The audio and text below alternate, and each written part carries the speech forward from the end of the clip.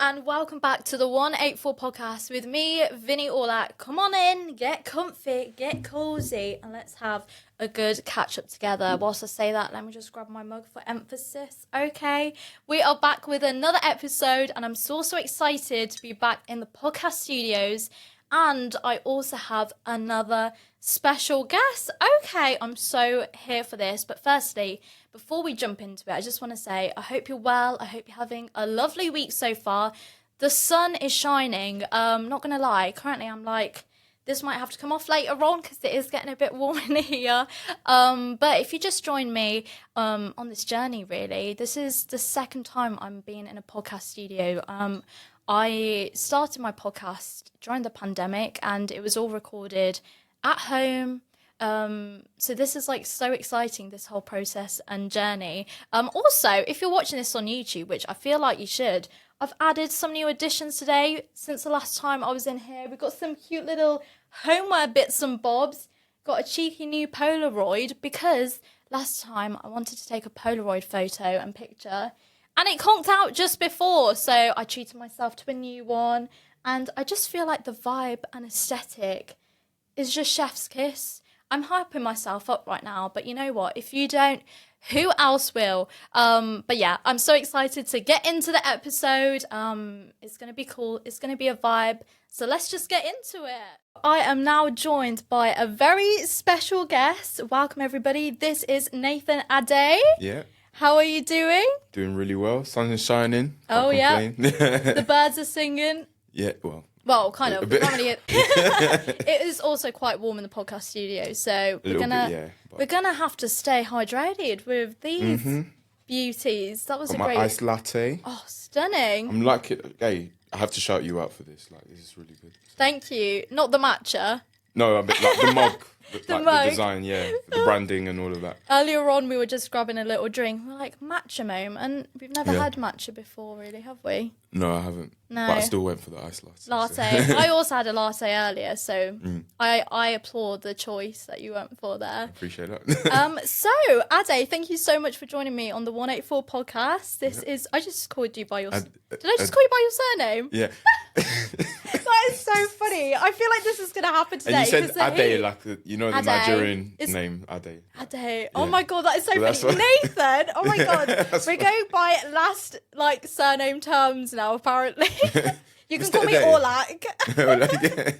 That's so funny. Sound like an investigator.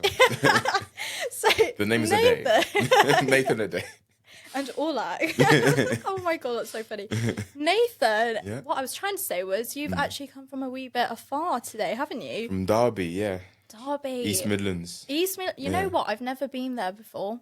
Like East Midlands or Derby? No, Derby. Oh, okay. Or East Midlands. I don't really venture out that much from the Midlands. Yeah, that's fair. Yeah. Or London. Because I also work in London, so... Oh, yeah, true, yeah. It's quite a lot of travelling, but I don't go up north that often. It's up north, right? A little bit. A little bit from Coventry, yeah. Yeah. Near just east of Nottingham, I think. Okay, yeah. Cool. Well, I appreciate you making the journey here today. So I feel like let's just delve into how I first discovered you, I suppose. Yeah. I was scrolling on TikTok, right? Yeah. And I was like, boom, boom, boom. I mean, are you a TikTok? You know lover? what? I think I'm happy to say I have a relatively healthy relationship with TikTok because I know how much of a rabbit hole it can be. It can be. So I'm a lot more of a content maker on TikTok than I am a consumer. You know what? That is the goal and that's the aim, honestly, because I feel like for me, I am definitely like a content consumer on TikTok and I feel like I need to establish that balance. I was at first and then I thought, okay, I want to make more video content. And then I realised how long editing can take, even on the app. So I think that by the time I've edited and put out a video, I'm fed up with TikTok. Fair enough. To be fair, like generally speaking, I don't think a lot of people like realise, unless you're the person doing it, it actually takes so much to even just get content out there. Yeah, It does take a lot. Yeah, but I did discover you on there. I was scrolling, like laughing at videos. I was like, hold up, who's this person? Because immediately, like, I think it's just the way you communicate. And I was just like immediately drawn because you're quite like a calming presents. I suppose I was like, yeah. funny video. This is like dancey video, and then it was like, the algorithm did its job. It did. I was like, okay, who's this? And I just remember finding your words and like your message quite inspiring. And I was like, I think that's when I did a cheeky follow maybe. And then I think I then don't you know. hopped over to Instagram. Yeah, I did. And I was like, let me explore some more. Thank you, And I was like, whoa, I just love like your brand, which we're going to move into in a bit actually, because the market research I was doing this week, no, I'm kidding, but I actually did you set up your brand during at university, if I'm correct? Yeah, so I went to University of Derby. Those of you who know Derby will know I do not have the Derby accent. What does it sound like? I don't want to do an imitation because I'll put myself on the grill. I'm intrigued now. But it's like a northern accent, but it's not that strong. It's not like as strong as, say, maybe a Yorkshire accent or whatever. Yorkshire, they speak. Is it like that? Yeah, like a bit like that, you know, like. Oh no, that was more Scottish. Yeah, you see, I'm already messing it up. So. No, not you, it's me. I'm just like, oh, Scottish. Like, oh, not that one. By the way, I told you before we hit record, I was listening to some of your earlier episodes. Yeah. And you always just randomly switch accents. I'm known to do this. I do that sometimes as well, I'm not going to lie. But the way you do it, it's like, hey, that sounds pretty good. Thanks, hyping me up. Love it. Yeah, where was we? Oh, yeah, so Derby. What was the question again? Derby, so how your brand began? Yeah. So, I moved to Derby about nearly 6 years ago now with my family. Oh, lovely. So I started uni elsewhere. So I used to live in Essex. I commuted to Ravensbourne University, which is the arts university. Oh, nice. North Greenwich. Oh, cool. That's where I started my animation degree. And then, and then I finished at University of Derby. So we're talking late 2019/early 2020, final year of my degree. Little did I know how much the COVID pandemic would be a big deal. Yeah. But around this time, I was thinking about Black representation in animation, and I thought, okay, well, obviously, there's not much representation, especially in British animation. Even to this day, there's, apart from like JoJo and Gran Gran, which is this animated program on CBeebies, there's nothing else that shows Black British culture in animation, at least on the mainstream level. Yeah. So I was thinking, okay, how can I start exploring issues affecting the Black community in my own animations? And I did a bit of research and just found some interesting stats around Black mental health. And long story short, that's kind of what birthed the BBC commission animation that I did called Mental Roots. That's amazing. Which I'm sure you would have seen stuff about on TikTok. And then that blossomed into Mental Roots becoming a multimedia sort of brand. Yeah. So that's in a nutshell, that's kind of how being in Derby played a role. And just getting a bit of support within Derby from the uni and some entrepreneurial support as well. So it's just been great to, even though Derby isn't really known for, it was a relatively small city, but there's been a lot of talent that's come out of that city. That's amazing. And so, I've just met some really good people to help me kind of grow in my own unique lane as a creative. And moving forward, I'm sure I'll be going to different places and stuff. But grateful for the role that Derby's played. Oh, that's so positive.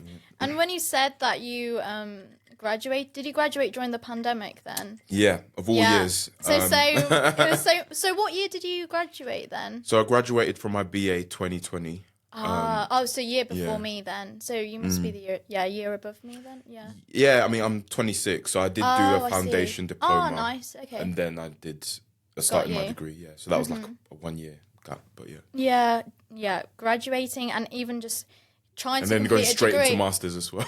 Oh wow. Which was the plan all along, and I just thought I'd stick with that because there's not much job security. Yeah. In the creative industries at that point, so I thought I might as well just stick to the plan. Yeah, do it while you can, I suppose. Yeah. But yeah, graduating and completing a degree during the pandemic was like next level. I know, right? And we still haven't got our compensation.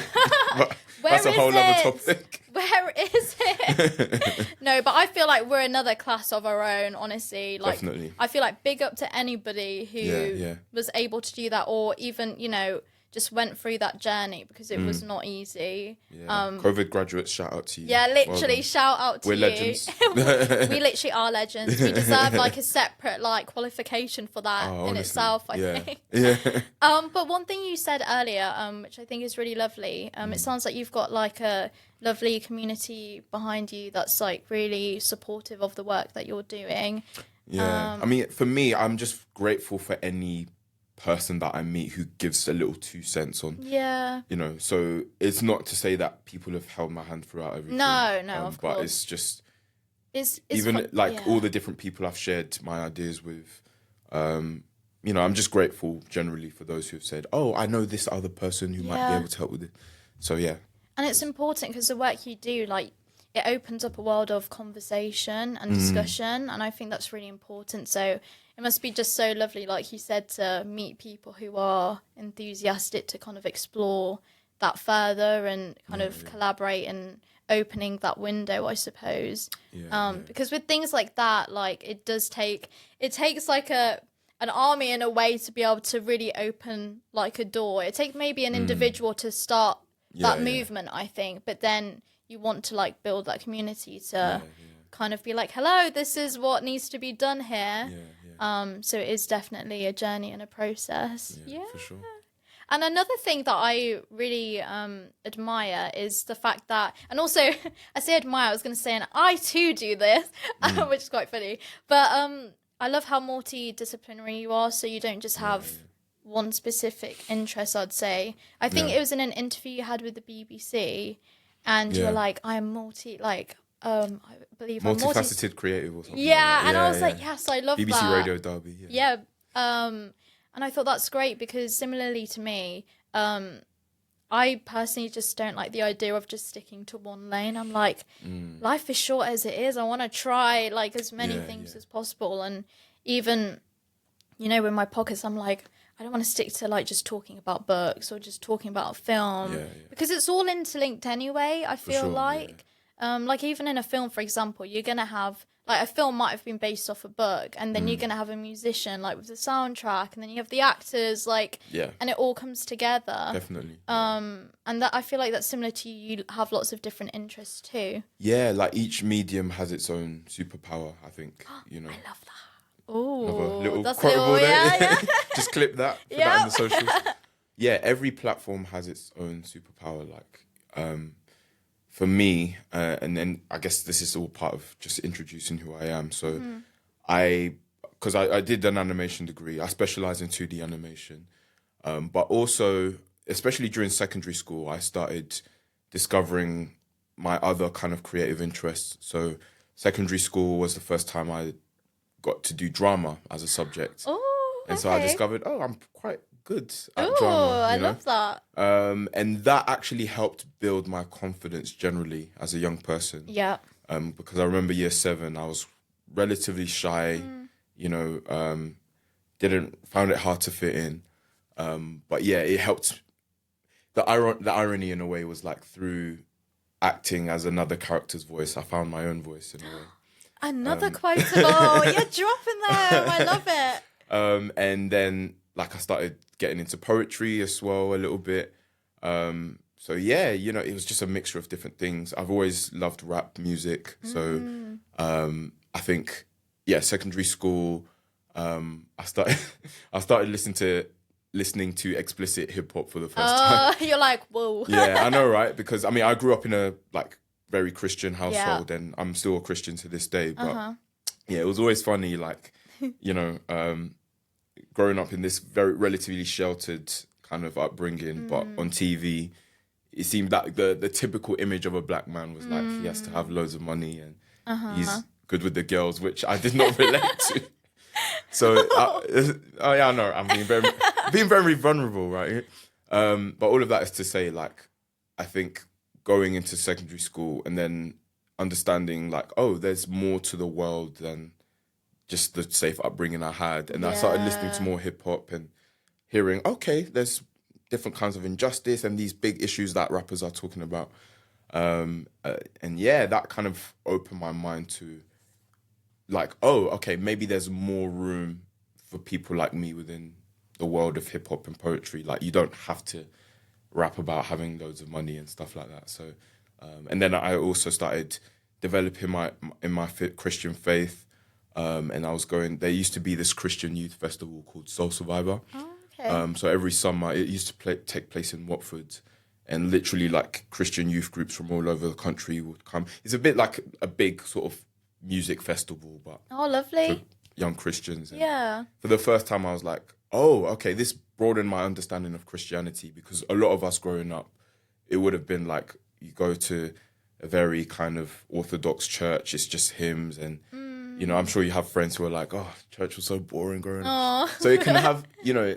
But when I went to that festival, I realized, oh, there's so much more to following Jesus than the traditional ideas. Like, I saw rappers and dancers and all sorts of people who are doing cool, creative things to represent their faith. So it made me realize, oh, okay, being a Christian rapper, for example, doesn't have to be corny. Like, you can make it can be a cool thing. So then that encouraged me to start writing about my own faith and identity and stuff in poetry, and I used to write a few lyrics here and there. So, yeah, I think, all of that is to say secondary school, I'm grateful for the different extracurricular sort of opportunities there were in the school to just help me develop the different kind of creative talents that I didn't know I had. Because before then, it was just drawing, which was great.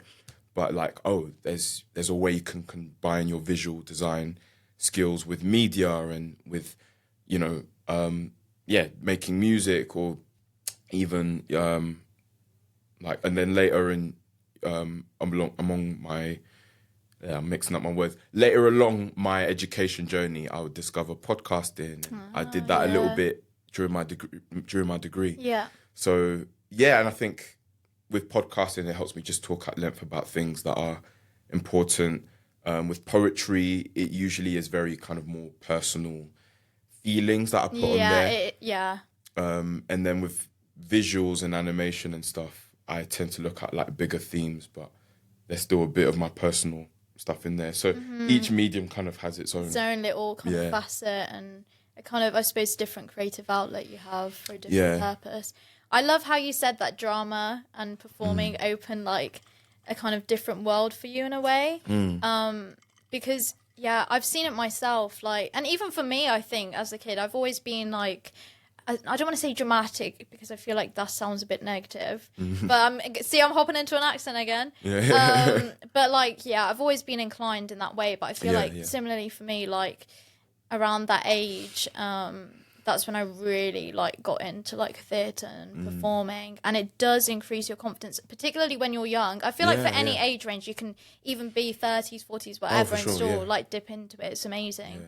But I feel like particularly when you're young, it's such like a special, magical thing, because it's like I get to be someone else. I get to like step into someone else's shoes. It's just, it opens your like mind and your imagination. And also you get to explore topics that might be a bit difficult to just like talk like this.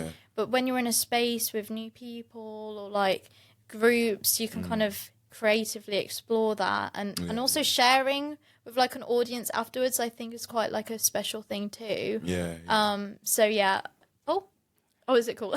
That's right. I think drama and performing is like a really special thing. And it's so cool because I didn't know that actually, that you kind of delved into that side of things too. Yeah, and I think that's what helped me develop my communication skills.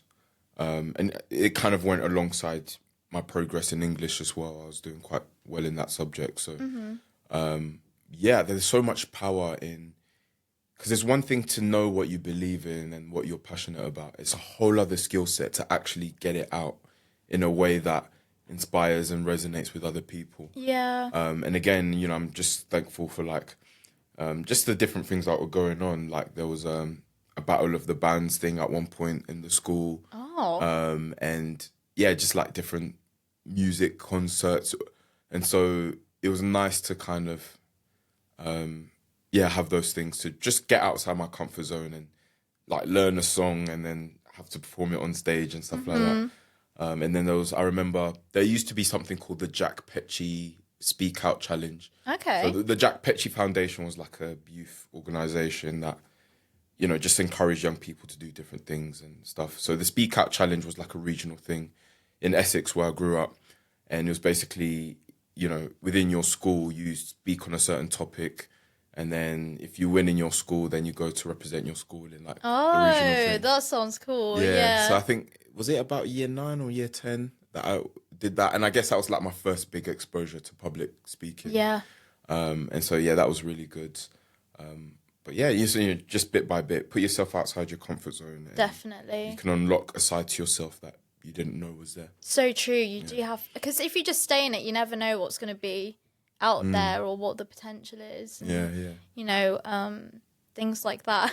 Talking about like you speaking and stuff, you just gave me like a little flashback back when I was younger, and that makes me sound really old. Back when I was younger. Back in my day, I remember I was in like a debating team. Yeah. And also I distinctly remember in year 7, our English teacher was like, we need you to write a speech about who should be a statue in, I think, London. Oh, wow. This is so funny. I wish there was a video of this because I just think it would be so funny.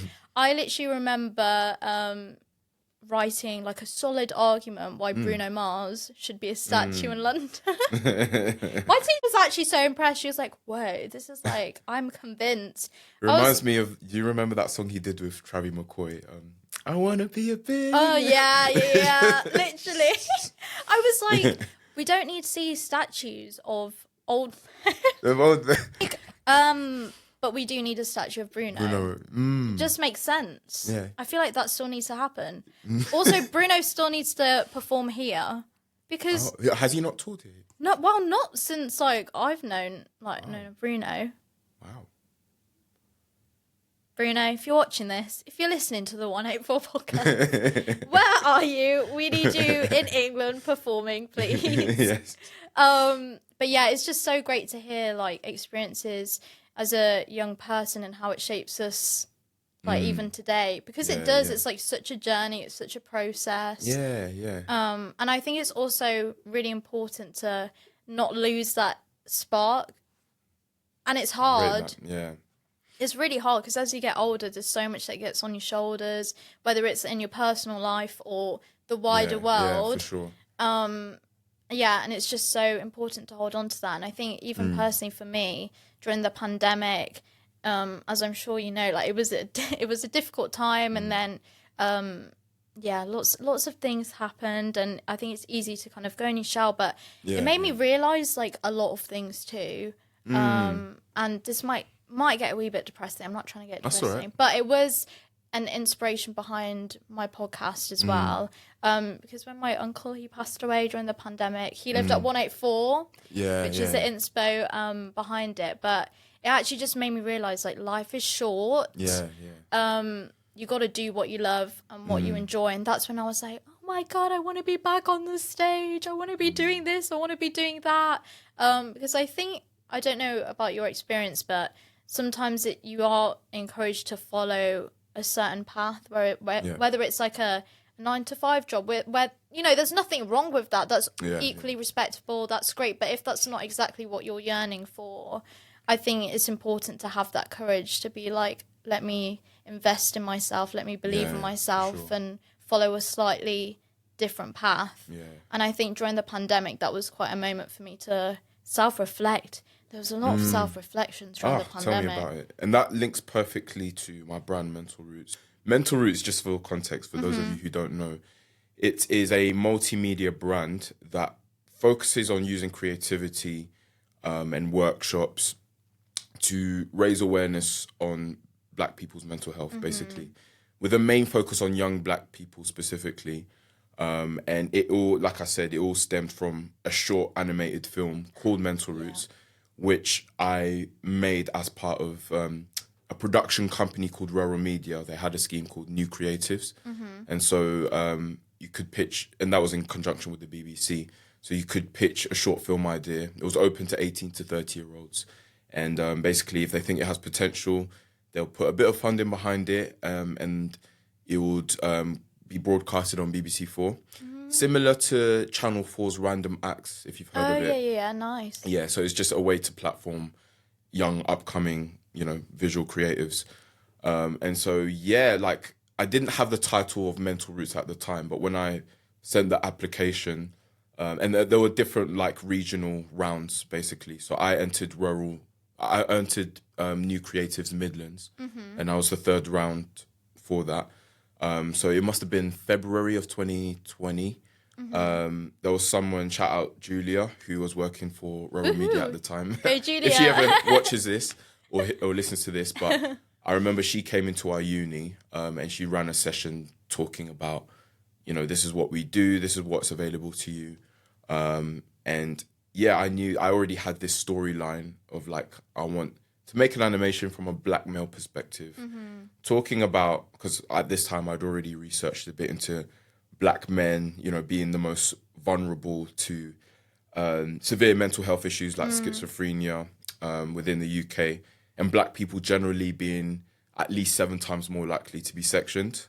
So that made me realize, okay, this is an important thing to address. Definitely. And so that's the storyline I had. I talked with Julia about it. She said, I think that idea has a lot of potential. So I then did the application, sent that idea, and I got selected as one of maybe 5 or 6 people for round 3 of the Midlands program. And literally like a few weeks before lockdown, I was able to meet the other people within the Midlands who were shortlisted, and we had like a meeting, signed our contracts, all of that stuff. And then boom, pandemic happens. And even right before the pandemic, I had a grievance as well. I had my dad's mum, she suddenly passed away. Oh, I'm sorry to hear that. Yeah, she passed away in the February. And that, I guess, was my first experience really of like grieving someone that I actually knew. Yeah. So that's a whole other conversation. And then literally the week before the very first lockdown, the lead pastor in my church, Derby City Church, he suddenly passed away. And both deaths had nothing to do with COVID either. They were completely separate things. Yeah. So it was like, whoa, now mental health is like, it's not just this thing I'm curious about. I'm living through it. Yeah. And then, of course, the pandemic, that was hard for our church to go through, grieving our pastor, and then also dealing with the pandemic, finishing the degree. And so it was like, now this short animated film, which I really started working on like around summertime when I finished my degree, it became cathartic for me to start working on that. And obviously then summer 2020 was a whole other thing with the George Floyd incident. Yeah. I already knew about police brutality and things that had happened in America in previous years, like people like Michael Brown, I think Philando Castile or something like that.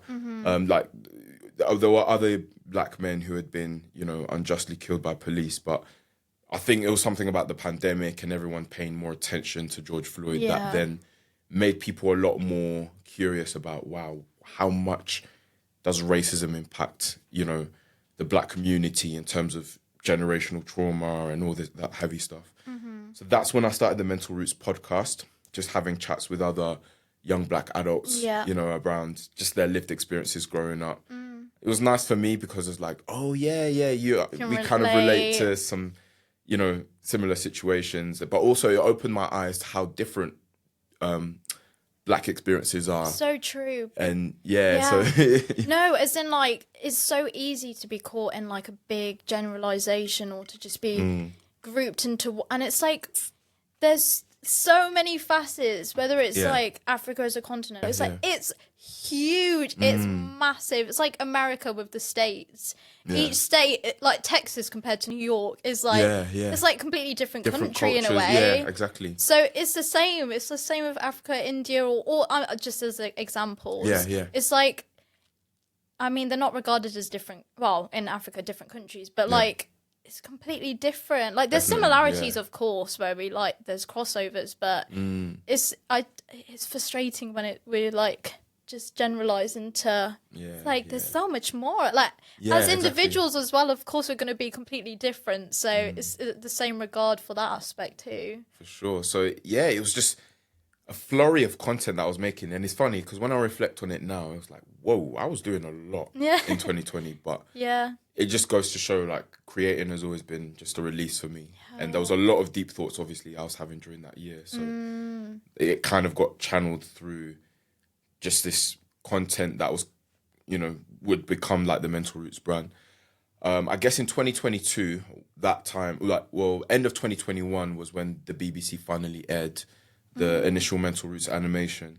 By this time, I'd just finished my 1-year master's in visual communication, and I'd already made the sequel to Mental Roots. Oh, nice. Which is Black Female Living. I don't know if you've... I don't know.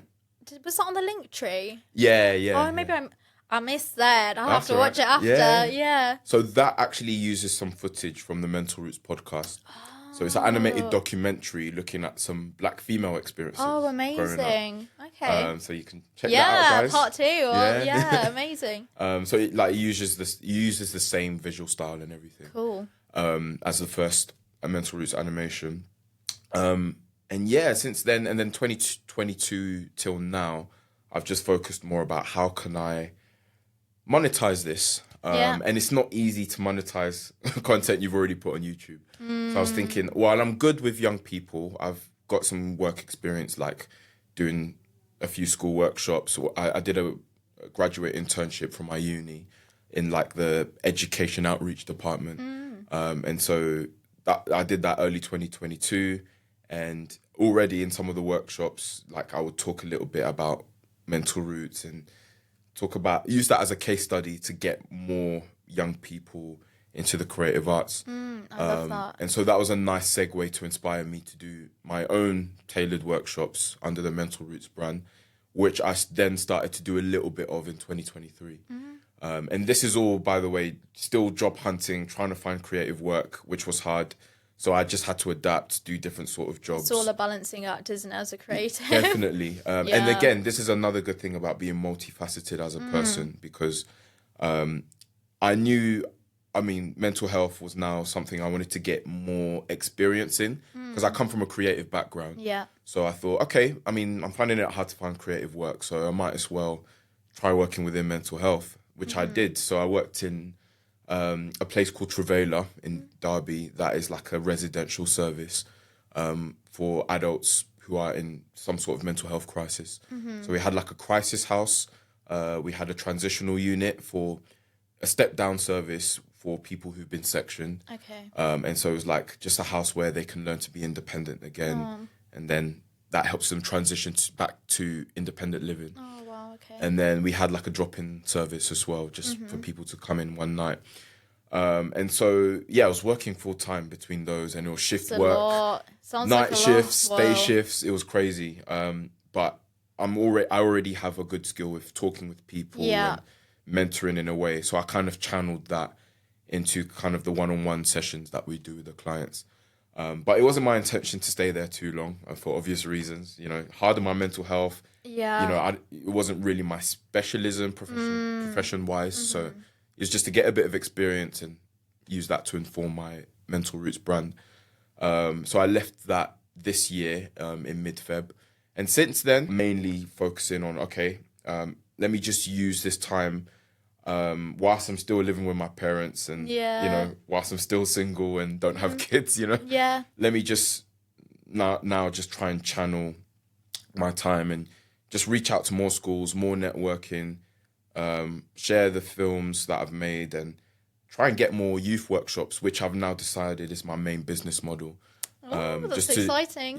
So like the typical workshop I'll do is like a mental health and creativity workshop. I love that. Yeah, so I'll show the animations that I've done and cool. use that to open up the conversation amongst young people around how does race and culture impact mental health? You know, everyone's talking about the basic things like food and diet and all that stuff, but there's actually a cultural impact, like especially when you come from a Black or Asian background, and within our cultures, there's an added stigma around opening up about your feelings, and religion has a role to play as well. Sometimes we can over spiritualize things and think this just needs prayer and this and that, but we neglect the neurological aspect side of things, and coming from a migrant family as well, older generations.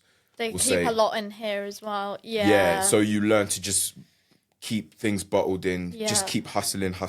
And so it's trying to create that safe space within schools and youth clubs to be like, let's actually talk about this, because how often within schools do kids get to talk about that stuff? Yeah. And in a safe space where they feel like they can open up. Yeah, and it takes having a relatable role model to do that. So yeah, that's what the workshops are for. And then I encourage them to do like a creative activity where they talk about like, if you were to invent your own ideal like podcast or book or show or like safe space to help young people like yourselves with mental health, what would you create? So I've got like some good feedback with that. Oh, amazing. And as of the time I'm recording this, now I want to do like multi-session projects with schools as well. So if I could do something with them where at the end of it, they have like some sort of creative outcome that they produce, whether it's their own mini animation or their own performative piece or something like that. And throughout the sessions, they've developed a better relationship with themselves and acknowledging their own feelings and things like that. And then getting them to think about how could they use creative expression to help themselves in a therapeutic way, as well as helping others. And so that's kind of, I'm still in the middle of kind of putting together like what that content will look like, researching, asking different friends of mine who've got their own similar-ish businesses. Like when you do workshops with schools, like how do you price yourself? How do you pitch it to schools? So I'm really in a learning period right now. That's exciting though. So, yeah, that's pretty much the mental roots journey up until now. No, it all sounds incredible. And I also love how, your work with young people. I think that's really inspiring because in the education system, I feel like you this might be a generalization, but you are kind of steered into a certain pathway, like go to uni, get a degree, which is, of course, amazing and exciting and valid. That's a valid option. But there is another way, people can go. So I think it's really lovely that you're opening up that space to be like, you can get into podcasting. Like, I think that's so cool because I know back in the day, I mean, podcasting wasn't really, maybe when we were growing up, it wasn't really so much there. But there would have been other outlets that we could have maybe explored. But I don't personally remember anyone like coming in and being like, you can do this as well. You can do that. Yeah. And I feel like if that was present, it would be like, I would have realised that sooner, to be honest. Because even when I chose my A-levels, I don't know why I went more like traditional in some aspects. Like I've always loved the arts, but I didn't do drama at A-level, for example, or art or anything like that. I did history, English and geography, which I did enjoy, but I was I wish I did drama looking back. And I think it's because it wasn't even my parents, really. It was just more the system was kind of guiding me more that way. And looking back, I'm like, why didn't I realise that I could pursue this if I wanted to? Maybe sooner? It was because there was just not that many like role models doing that stuff. Sometimes you just need to see that person do that stuff. But that's why this is so cool that you're doing that. You're presenting the opportunity and that discussion and conversation for them to have and to realise that is a possibility. So I think that's really cool. Also, as you were talking about your journey, I feel like we have so many similarities in some ways because we both started off our ventures like during the pandemic. A lot of people did, so we both did that. And also you had your commission with the BBC, and similarly that's when it was like after I graduated, presented with BBC Asia Network, and it was like a similar process of me submitting like a demo and what I would do, and like getting selected. So we both similarly had like BBC commission, like it's interesting like how that came about. But yeah, it's so great just hearing everyone's journey and process, and it's all so unique. And I love how multifaceted yours is. There's so many elements that go into it, but it just shows how expansive your vision is, and like it, and also like the visual kind of image of the roots as well. Like it's just gonna like keep on going, hopefully, which is really exciting. When you see the original Mental Roots animation, there is a lot of visual metaphors in there. So yeah, that's one of the visual metaphors of like the roots that grow on the main character's arms. It's all kind of from like a first person perspective. So that kind of represents like the suppressed trauma, emotions that it will catch up to you to some point. Like if you don't address it. And also like pull you down. Like I know it's up for interpretation, but like that visual of like, it's very powerful. Yeah. If you haven't watched it, I'm going to link it in the bio so you guys can check it out. I recommend that you do. It's like, it's quite short anyway. It's like... just about 3.5 minutes. So you got no excuses. Yeah. You're definitely going to have to check it out. I'm going to test you now in a way. Oh, okay. Let's go. The look on your face was like, not telling me that's going to be a test. No, there was the last line in the animation like really stood out to me. So I'm just curious, do you remember what the last line is of your animation? And the change starts with me. Yes. Pretty much. Yeah. I knew you would. That's why I was like, I'm going to ask you first. For me, when I was watching it and that final line, I was like, oh, that's amazing. Like, and it's so true. Yeah. It opens up. It's scary, isn't it? It's scary. I'm still living through it. But like the change starts with me and I was like, that is powerful stuff. And it opens up a window of self-reflection as well. Yeah, definitely. I really love that. I feel like there's so many things we can unpack from that, really. Because I feel like even if you're really privileged and lucky enough to have like a strong support network who encourage you to follow a certain path, for example, ultimately they can be like championing you, but if you don't do anything, it's not going to happen. Or equally, if it's from the other side of things and you're in a situation where you want to break out and you want to move away from that or move forward, level up, or whatever the situation, circumstance is, it is up to you to be able to... I think that's actually quite a scary thing about life as you get older and you realise that, at least in my, whoa, really, like, you come into this world, like, well, I know your mum technically, like...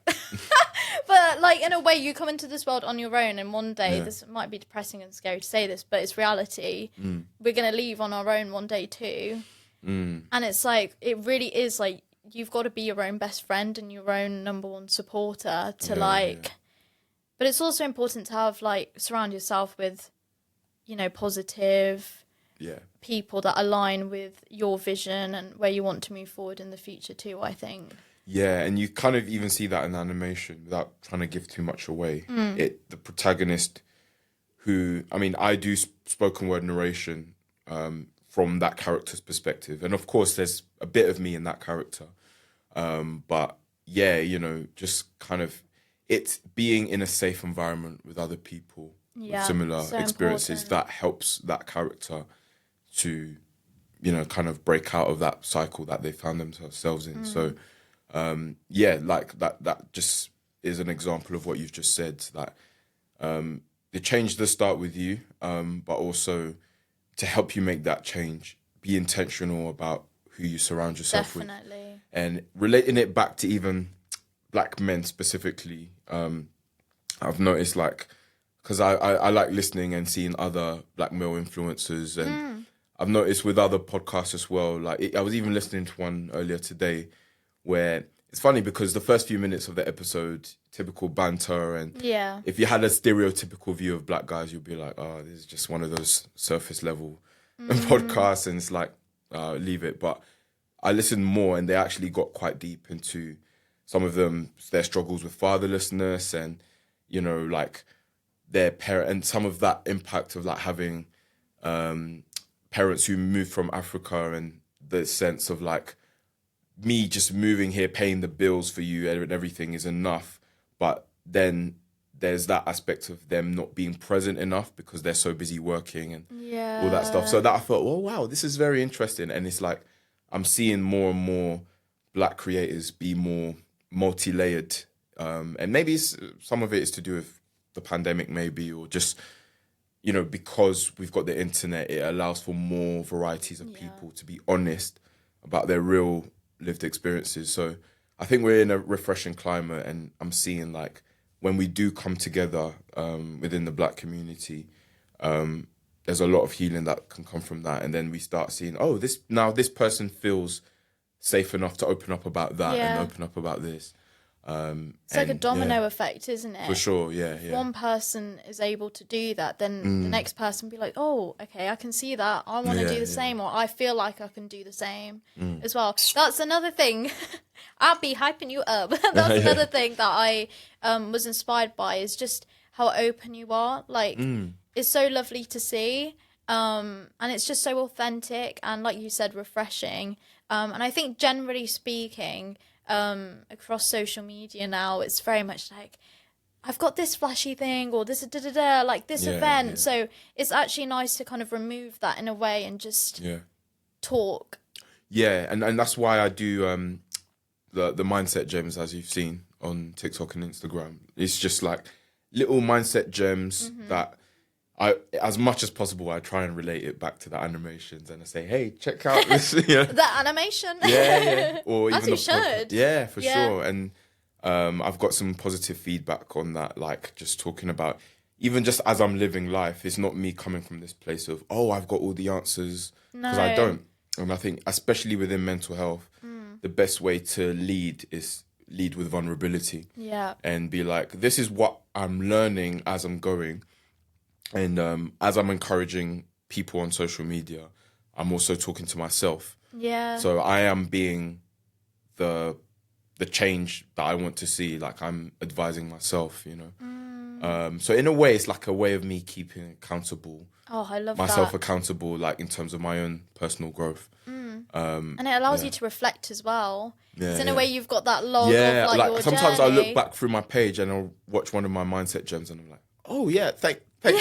Thanks, past tense Nathan, for saying that. Yeah, no, definitely. No, that's great. And I think it's quite unique. I've not really seen that before, in the sense of like, because you're very proactive with it. I think that's fantastic. Because like we were saying earlier on, it takes a lot to actually get content out there. I mean, you can do like a quick video and like boom, but when it comes to like constantly like popping up, it takes quite a lot of energy to do that. Yeah, but I think it's developed my muscle as well, because it's helped me not to overthink content. And you'll be surprised, like once you get into the flow of things and you just press record and start talking, after a bit of waffling, you find yourself getting to the Waffle's good parts. Good. Yeah, love a bit of waffle sometimes. And then you spend ages cutting out the waffle when you're editing. Like, why did I say that then? Exactly, do I actually sound like that? Yeah, there's actually quite a few things I've said that, oh, if I posted that would have been too controversial, so I had to trim it out. Cut it out. Yeah, and because sometimes when you're waffling, you end up saying things that you don't really mean. Your internal monologue is like...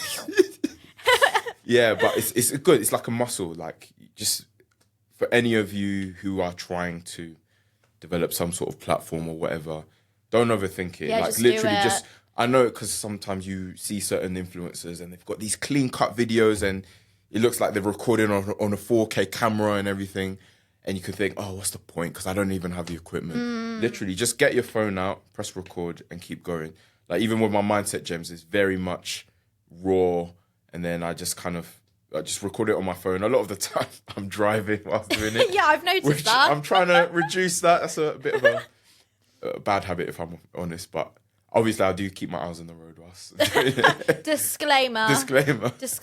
Yeah, and then obviously when I need to pause and observe the road, I pause.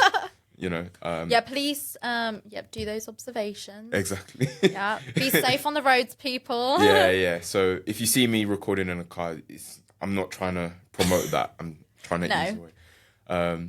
But yeah, like, just go for it. And, if you have good content, people will gravitate towards it.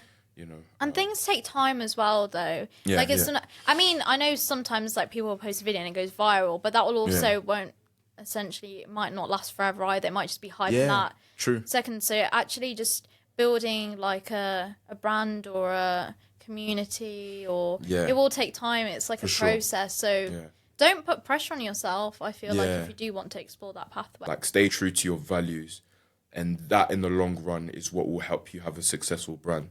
Definitely. Because there is a specific group of people who are looking for you being your authentic self. Even though you might find it hard to see them, like, where are these people that they will eventually find you, though, I think. Yeah, for sure. It just might take time. Definitely. Yeah.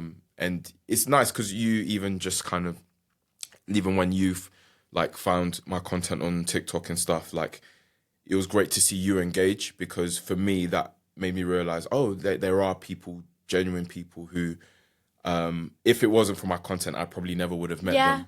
That's why it's important to put it out there. Yeah. Not just save it in your drafts. I know, right? Yeah. So, yeah, again, I just want to say thank you for that, that support since. Oh, that's lovely. Yeah. Thank you so much for joining me on today's podcast. It's been fantastic hearing about your brand, its journey, where you are at present and where you anticipate going in the future.